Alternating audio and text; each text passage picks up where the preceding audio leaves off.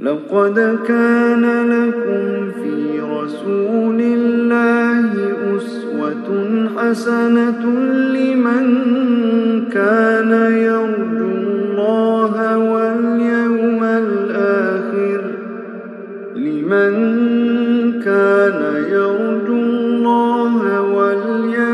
الآخر وذكر الله كثيرا.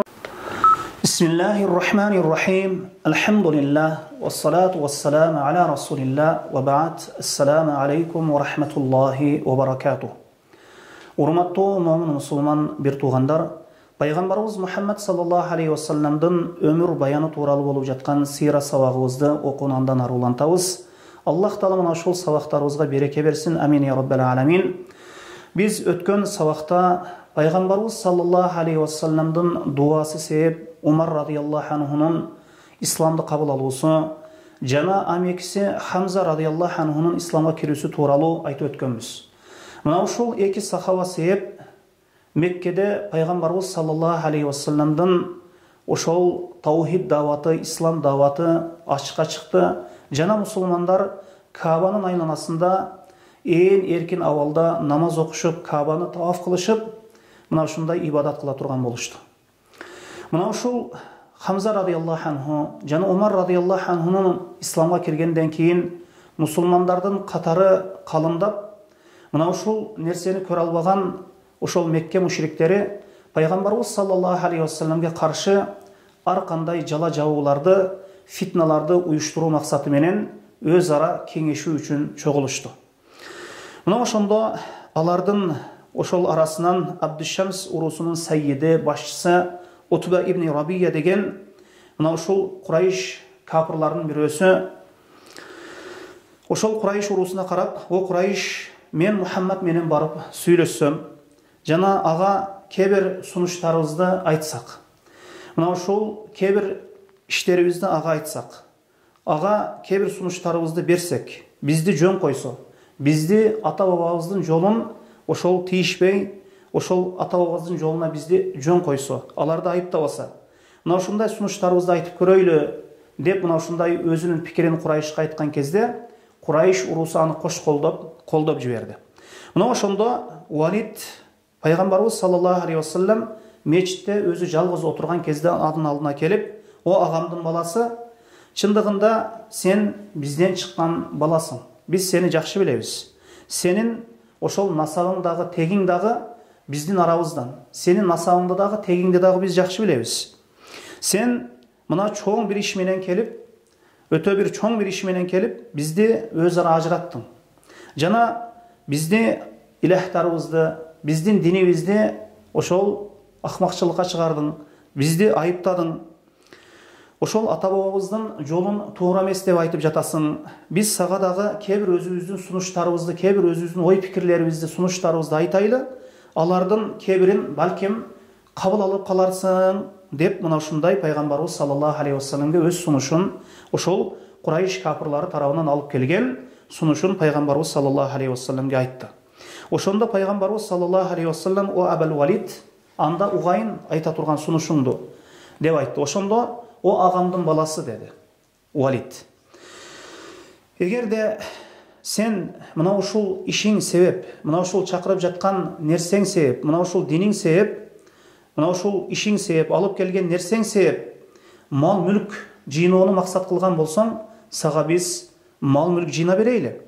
Эгер сен өзүңө бир шарапаттуулукту, кадыр барктуулукту каалап жатсаң, биз сени ошол эң кадыр барктуу адам кылып алайлы. Эгер сен падышачылыкты, падыша болууну каалап жатсаң, мына ушул ишиң себеп, анда сени биз сага, анда эмесе биз сени өзүбүзгө падыша кылып алалы. Эгерде сен мына ушул сага келген нерсе себеп бир сулуу аялдарды каалап жатсаң, биз сага ошол Курайш урусунан сулуу аялдарды тандап, сен ага ошол үйлөндүрүп коелу. Сага ошол эң Курайштын сулуу аялдарын тандап берели. Жана эгер сага жин тийген болсо, мына ушул бир таапты жалдап, сени ошол таап менен сени даралатайлы, сени айыктырайлы. Эгер ошол жин тийип, мына ушундай нерселерди сүйлөп жатсаң" деп пайгамбарыбыз саллаллаху алейхи вассаламга мына ушундай сунуштарын, ошол Курайш капырларынан алып келген ошол сунуштарын айтты. Ошондо пайгамбарыбыз саллаллаху алейхи вассалам Абул Валид ушул айткан сунуштарың ушул бүттүңбү, айта турган сөзүңдү айтып бүттүңбү деп айтты эле. Пайгамбар жанагы Абул Валид ооба деди. Ошондо пайгамбарыбыз саллаллаху алейхи вассалам ага фасма минни, мени эми уккун деди. Жана пайгамбарыбыз саллаллаху алейхи вассалам эң биринчи эле ошол Фуссилат сүрөсүнүн алгачкы аяттарын окуп, ага мына ушундай жооп кайтарды. Бисмиллахир рахманир рахим. تنزيل من الرحمن الرحيم كتاب فصلت آياته قرآنا عربيا لقوم يعلمون بشيرا ونذيرا فأعرض أكثرهم فهم لا يسمعون وقالوا قلوبنا في أكنة مما تدعون إليه وفي آذاننا وقر ومن بيننا وبينك حجاب فاعمل إننا عاملون. Мына ушул алгачкы ошол Фуссилат сүрөсүнүн алгачкы аяттарын окуду. Мына ушул бул китеп, бул ырайымдуу, мээримдүү тарабынан түшүрүлгөн жана маанисин билген адамдар үчүн аяттары арабча Куран калыбында толук баяндалган китеп дейт. Мына ушул Куран-ы Карим. Бейишти куш кабарлоочу, тозоктон эскертүүчү. Куран-ы Карим адамдарга бейиштеги ырахат, жыргачылыктарды сүйүнчүлөөчү, куш кабарлоочу, тозоктогу азаптарды эскертүүчү китеп. Мына ошондо ошол капырлардын көпчүлүгү аны укпай баш тартып кетишти. Жана айтышты, биздин жүрөктөрүбүздө сен чакырган нерсеге ошол парда бар. Жана кулактарыбыз дүнөй, сени менен биздин ортобузда ошол тосма бар. Сен өзүңдүн диниңде ибадат кылгын, биз өзүбүздүн динибизде ибадат кылгын, биз өзүбүздүн динибизде ибадат кылабыз деген аятты пайгамбарыбыз саллаллаху алейхи вассалам Валидке окуп берди. Мына ошентип пайгамбарыбыз саллаллаху алейхи вассалам окуй берди. Ошол пайгамбарыбыз саллаллаху алейхи вассалам кийин мына ушул аятка жетти. Файна араду факул анзартакум саиqatan мисла саиqati ади ва самуд. Айты Мухаммад, эгер алар жүз бура турган болсо, аларды Самуд жана Аад коомуну алган, чагылган сыяктуу бир чагылган азап аларын аларга эскертип койгон деген аятка жеткен убакытта ошол Валид пайгамбарыбыз саллаллаху алейхи вассаламдын оозуна колун коюп, жетиштүү болду, хасбук, жетиштүү болду деп айтты. Ошондо пайгамбарыбыз саллаллаху алейхи вассалам саждага барып сажда кылды.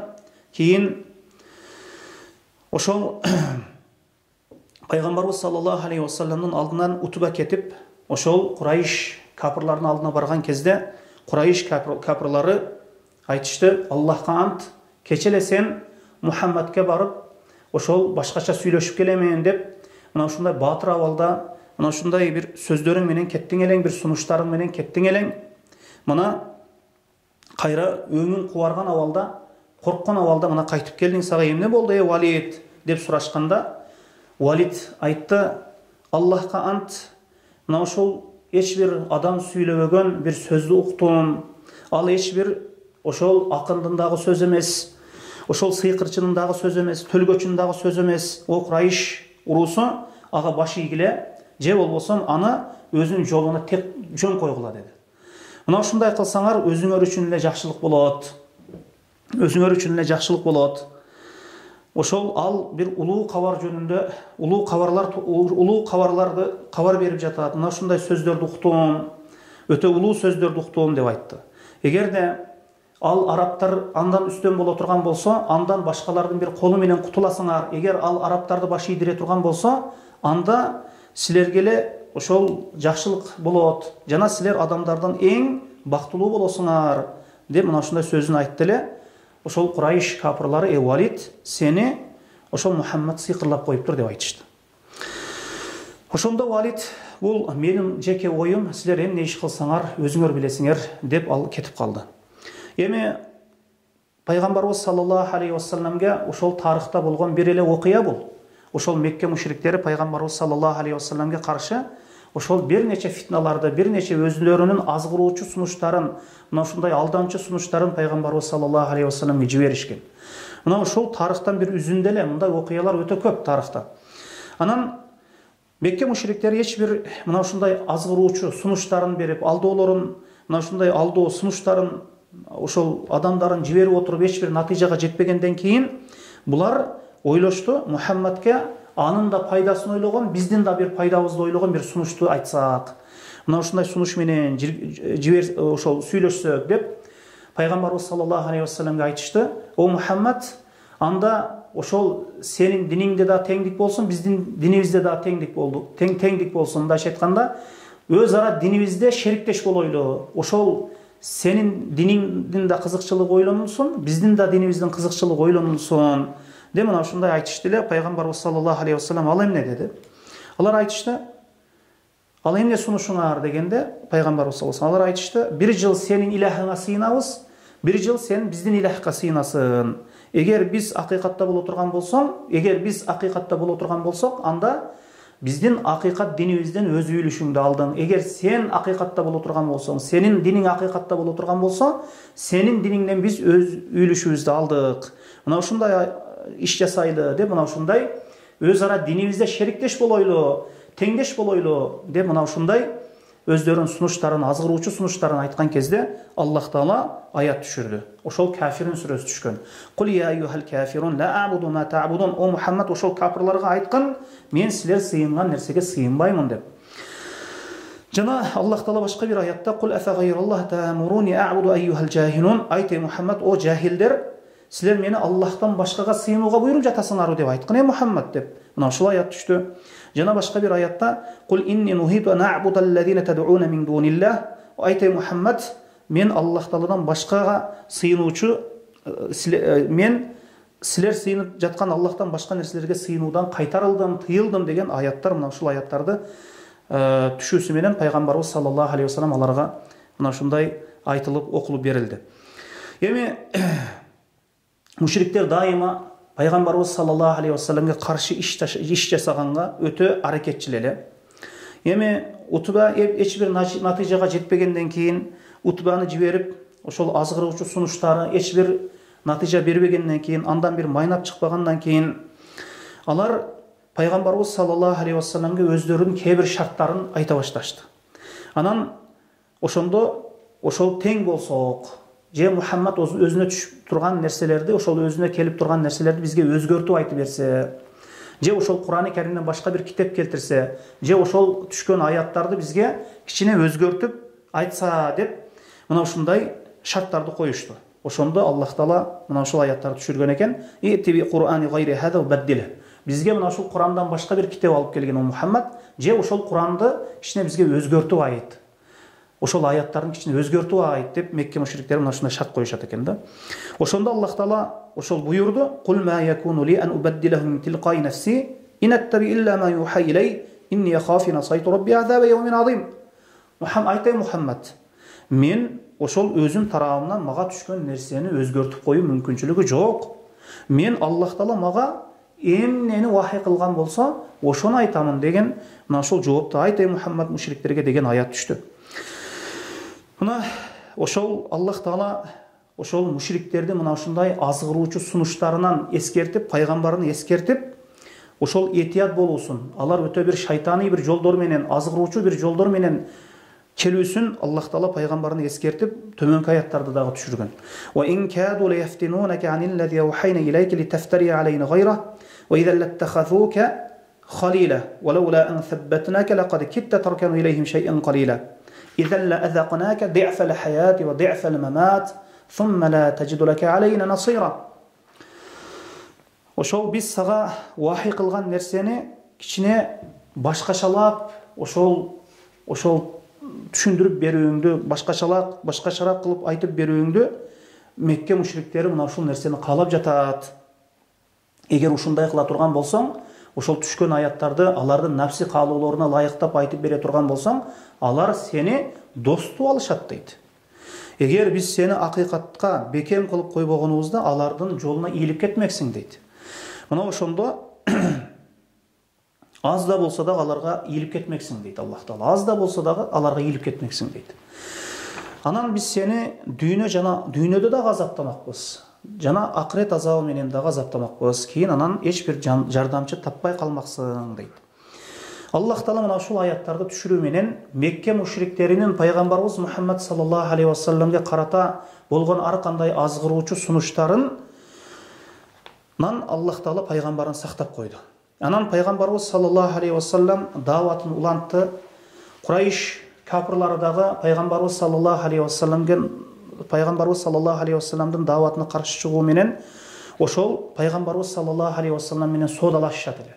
Келип Мухаммад мындай кылсаң биз мындай кылабыз, сен тигиндей кылсаң биз түкүндөй кылабыз деп мына ушундай соодалашат эле. Пайгамбарыбыз саллаллаху алейхи вассалам эч бир мал мүлк үчүн же бир акча үчүн сатыла турган инсан эмес эле. Ал киши ошол ааламдарга жиберилген пайгамбар эле.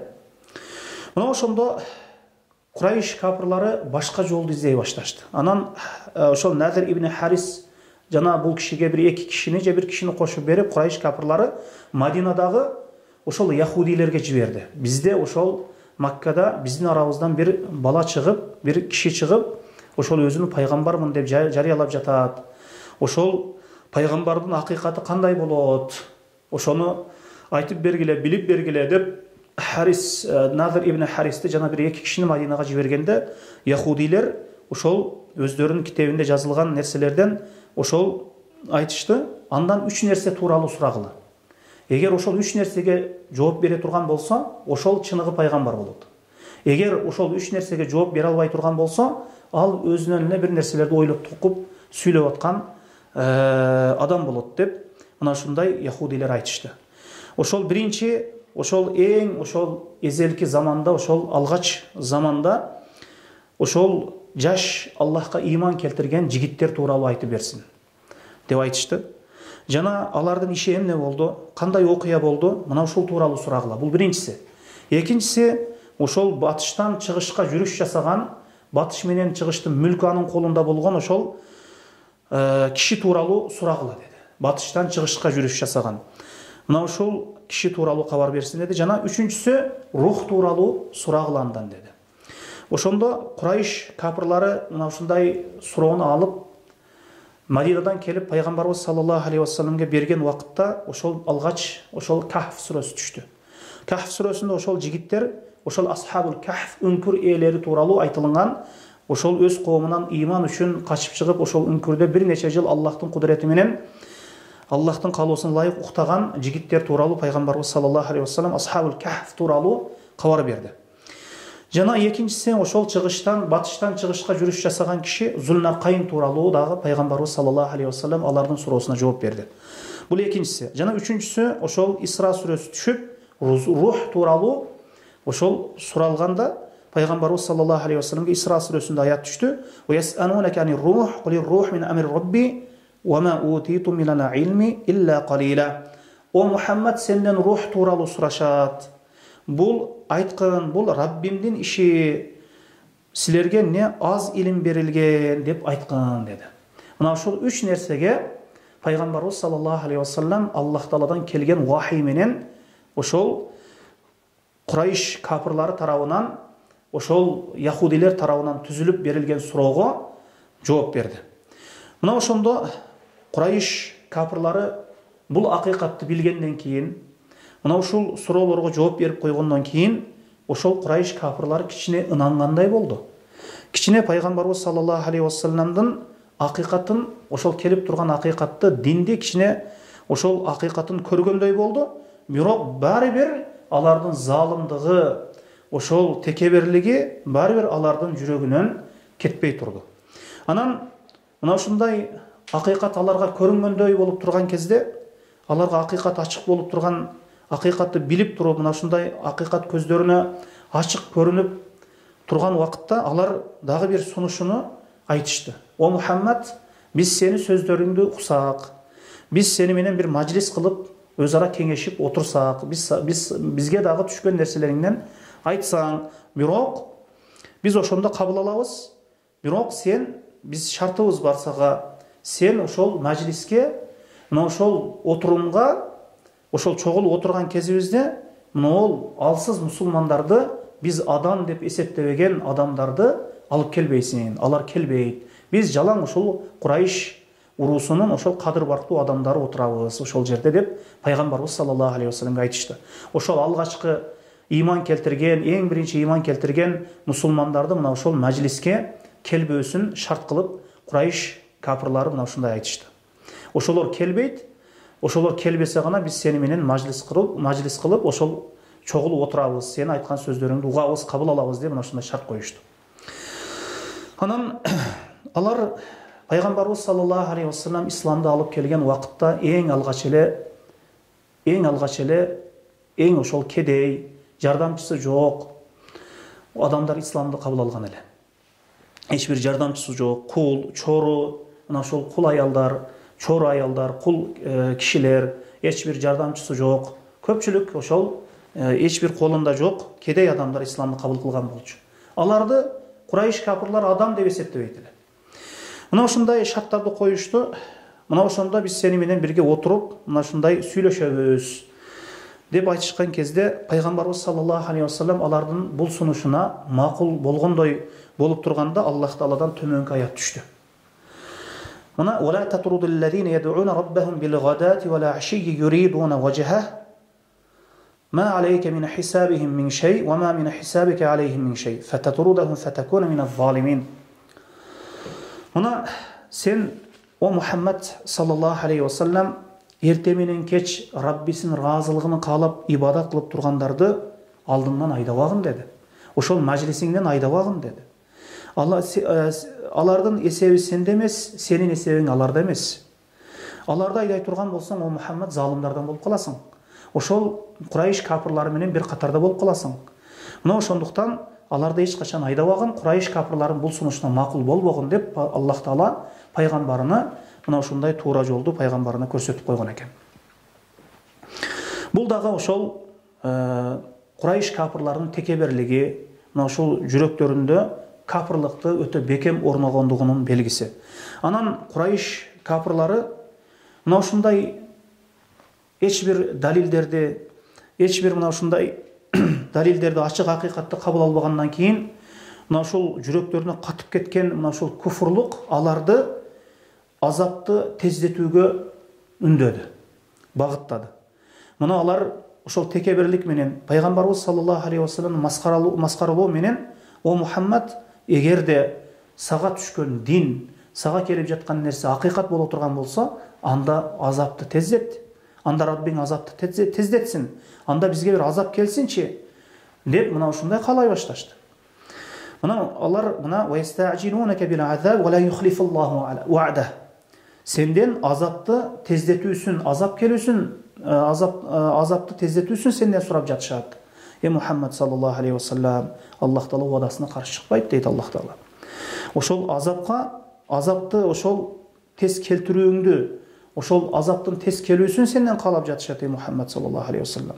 Деп Аллах Таала аят түшүрдү. Ястаъжилунака бил азаб. Ошол сенден о Мухаммад саллаллаху алейхи вассалам азаптын келүүсүн алар ошол азаптын келүүсүнө шашып жатышат. Азаптын келүүсүнө шашып жатышат.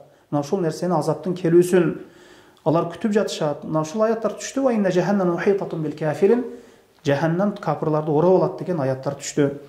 Жана афа аминаллазина макару сайyiati ay yakhsifallahu bihim al-ardha wa ya'tiyahum azab min haythu la yash'urun aw ya'khudhuhum fi taqallubihim fama hum bimu'jizin aw ya'khudhuhum ala takhawufin fa inna rabbakum ra'ufur rahim.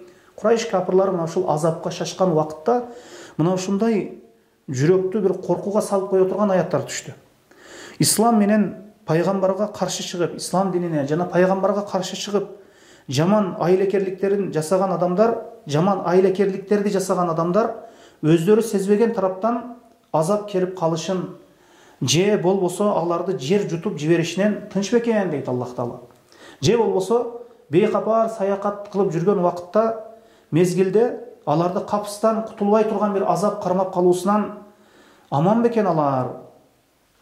Же болбосо же жүрөктөрү бир коркууга түшүп турган вакытта ошол коркууга түшүп турган вакытта аларды азап кармап калуусунан алар аманда бекен деген аяттар түштү.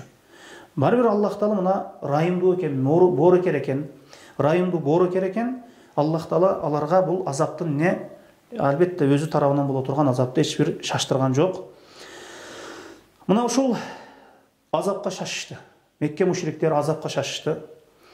Эми Мекке мушриктери өздөрүнүн талаш тартышууларын өз ара күчөтүшөт эле, кала берсе акыры булар эч бир натыйжага жетпегенден кийин адаттан сырткары боло турган ошол пайгамбарыбыз саллаллаху алейхи вассаламдын ошол динини, пайгамбарыбызды алсыз калтыруу максатта пайгамбарыбыз саллаллаху алейхи вассаламдан мужиза талап кыла башташты. Мына ушул мужизаларды иншалла кээ-бирине кийинки сабактарыбызда айтабыз. Мухаммад саллаллаху алейхи вассаламга каршы ар кандай ошол кутумдарды, ар кандай жала жабууларды Мекке мушриктери түрдүүчө улантышат эле. Кээде пайгамбарыбыз саллаллаху алейхи вассаламга жумшагыраак келишет болчу. Кээде жумшагыраак түрдөн каттуураак түргө түшөт болчу. Каттуураак түрдөн жумшагыраак түргө түшөт болчу. Кээде пайгамбарыбыз саллаллаху алейхи вассалам менен жана сахабалар менен талашып тартышышат болчу. Жана ар кандай фитналарды ойлоп табышат болчу. Ошол мына жогоруда дагы айтып өттүк. Анан ушундай эч бир капырлыктардан кайтпагандан кийин ошол жала жаап пайгамбарыбыз саллаллаху алейхи вассалам алып келген динге жала жабуу менен эч бир натыйжага, эч бир ийгиликке алар жетпегенден кийин эми алар менен ошол пайгамбарыбыз саллаллаху алейхи вассаламдын ортосунда эми бир эле чечип кое турган нерсе ошол кылыч болчу. Мына ушул нерсени алар ушул нерсеге келип токтолушту. Мындайча айтканда, Мухаммадты өлтүрбөсөк андан кутулбайт окшойбуз деп ошол мына ушул нерсеге аракет жасай башташты. Ошондо ошол Абу Талиптен пайгамбарыбыз саллаллаху алейхи вассаламдын амекисинен ошол келип ошол пайгамбарыбыз саллаллаху алейхи вассаламды салып берүүсүн, аларга коюп берүүсүн суранышты. Аны пайгамбарыбыз саллаллаху алейхи вассаламды өлтүрүш үчүн. Эми буга чейин дагы мына Абу Жахил дагы бир өзү көтөрө ала турган ташты алып келип, бир чоң бир ташты алып пайгамбарыбыз саллаллаху алейхи вассалам саждада турган убакытта анын башына таштаймын деп аракет кылды. Жана Уқба ибн Абу Муайт дагы пайгамбарыбыз саллаллаху алейхи вассаламды өлтүргөнгө аракет кылды. Жана Умар радыйаллаху анху дагы ошол кылычын жылаңдатып, ошол кылычын көтөргөн абалда пайгамбарыбыз саллаллаху алейхи вассаламды өлтүрүү үчүн келе жатып, Аллах Таала ал кишинин жүрөгүн исламга ачып, пайгамбарыбыз саллаллаху алейхи вассаламдын динине кирди. Мына ушул сыяктуу эле Абу Талиптин алдына эми Курайш капырлары келишти. Ошол Мухаммад биздин колубузга салып берсең, бизге жөн койсоң, арабызды ачып койсоң, Мухаммад менен биздин ортобузда эч бир тосмо болбосоң, биз аны өлтүрсөк, биз аны кутулсак деп пайгамбарыбыз саллаллаху алейхи вассаламды өлтүрүү максатта Абу Талиптен мына ушундай суранышты. Мына ошондо Абу Талип бардык Бани Хашим урусун жана бардык Бани Хашим, Бани Мутталиб урусун баарын жыйнады Кабанын айланасына. Кабанын айланасына жыйнады жана антташты. Эгерде Мухаммад ошол антташты, ошол бардыгы, ошол капыры дагы, алардын капыры дагы, мусулманы дагы жооп берди. Абу Талип чакырган кезде мусулмандары дагы, капырлары дагы жооп берди. Эч качан Мухаммадты алардын колуна салып бербейбиз деп мына ушундай антташты. Ал ошол антка Кабанын айланасында антташты эле. Мына ошол антка баары катышты. Бани Муталлиб урусу жана Бани Хашим урусунун баарысы катышты. Эгер мына ошол Мухаммадка бир зыян бере турган болсо, алар биздин колубуздан алып кете турган болсо, биз алар менен согушабыз деп мына ушундай антташты. Бирок пайгамбарыбыз саллаллаху алейхи вассалам өзүнүн жакын амекиси, пайгамбарыбызга каттуу душманчылык кылган пайгамбарыбыз саллаллаху алейхи вассалам пайгамбар болгондон тартып эле каттуу душмандык кылып, ошол капыр болгон Абу Лахаб ошол нерсеге кошулбады. Кала берсе Абу Лахаб да Бани Хашимден болчу. Мына ошентип Курайш урусу мына ушундай аракеттерге өтүштү. Эми Курайш урусу эч бир Курайш капырлары эч бир натыйжага жетпегенден кийин эми пайгамбарыбыз саллаллаху алейхи вассаламга жана Бани Хашим урусуна, Бани Мутталибке каршы байкот жарыялай турган болушту. Муну иншааллаху таала эмки сабагыбызда айтабыз. Субханакаллаху ва бихамдика, ашхаду ан ла илаха илля анта, астагфирука ва атубу илейк. Валлаху а'лам.